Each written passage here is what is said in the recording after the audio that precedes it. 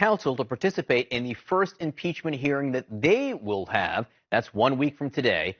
So what can we expect as the impeachment inquiry enters its next phase? Joining me now is Democratic Congresswoman Madeleine Dean. She serves on the House Judiciary Committee. Congresswoman, thanks so much for being with us. Before we talk about next week, I do want to ask you one question about what we learned overnight. This New York Times report that the president was told of the whistleblower complaint in August. He was told there were concerns about the phone call and reports of a quid pro quo before he released the military aid to Ukraine, before he got on the phone with Gordon Sondland and said, I want nothing, there's no quid pro quo. What's the significance of that to you? Well, there are multiple layers of significance. Number one, that he was briefed on it as they tried to figure out whether or not to report it to Congress under the statute. Number two, that he was conscious that he was caught doing something wrong, that the whistleblower had information that the president was holding up needed military aid that we in Congress authorized in order to shake down a foreign country and asking them to interfere in our elections. It shows a consciousness of guilt. Then the president tries to backpedal and say no quid pro quo, and then ultimately, because he's been caught, has to release that aid. There are layers of problems within that reporting. I want to ask you about what we will see next week from your committee, the House Judiciary Committee, holding your first hearings on the impeachment matter. And I understand you will be hearing from experts about what the framers intended when they were talking about impeachable offenses. What is your intention here? Is this meant to be an education for the American people? I think an education for the American people because happily we very seldom have had to exercise and go through impeachment.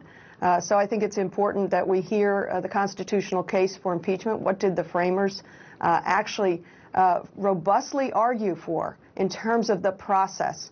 And what rises to the level of a high crime or misdemeanor. So we'll have academics and historians and others who will advise all of us and remind all of us exactly what that constitutional framework is all about. Do you anticipate having the report from the House Intelligence Committee so you could point to that and say, the Intelligence Committee says the president did X. Okay, Professor, does X constitute an impeachable offense? Will we see that? I don't know, to be very honest. I don't know when Adam Schiff and his committee will be able to transfer the report to us. We know that it is in the works now. It could be as early next week. So we may have it in hand. Even if we don't have it in hand, certainly we do have public testimony of evidence that we could question about. But there's lots more to learn from the fuller report. In the meantime, I think it's totally appropriate that we make sure that we understand exactly what impeachment entails, what our duty is in the House versus the duty of trial in the Senate. As per the rules that were written for these hearings, the president and his legal team are invited. They can take part. What do you anticipate from them? I don't know, but I read Chairman Nadler's letter yesterday, and he continues along the exact line that he has held the entire time. He wants this to be as fair as possible. The privileges of the president are broader than in historical past impeachment proceedings.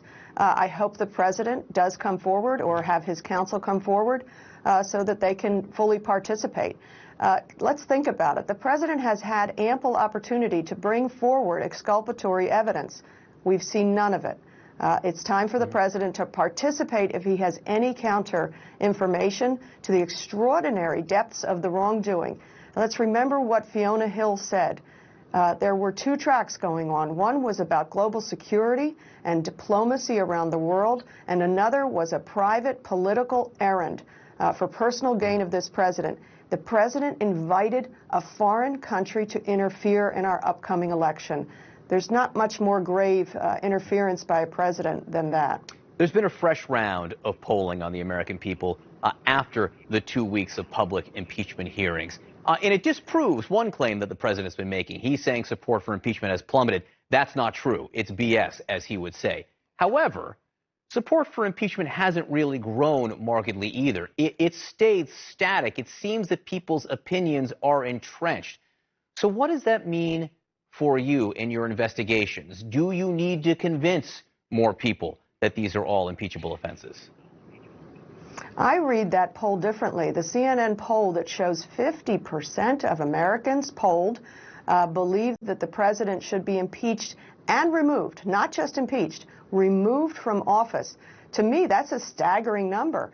And the arc of history is long. 2 polls over the course of 3 weeks that say the same thing and solidify that 50% of people believe the president has done culpable things that warrants his removal. To me, that's a very strong poll. So I'm not persuaded the other way that for 3 weeks it didn't shift to a greater degree. Remember, we haven't seen the entire report. We haven't put forward, drafted even, articles of impeachment. We have a long way to go. And remember, this then has to go to a trial in the Senate if we pass articles. The American public might be persuaded much more seriously in upcoming polls. Congresswoman Madeline Dean from Pennsylvania, thanks for being with us. We hope you have a wonderful Thanksgiving. Happy Thanksgiving to you, John. Allison?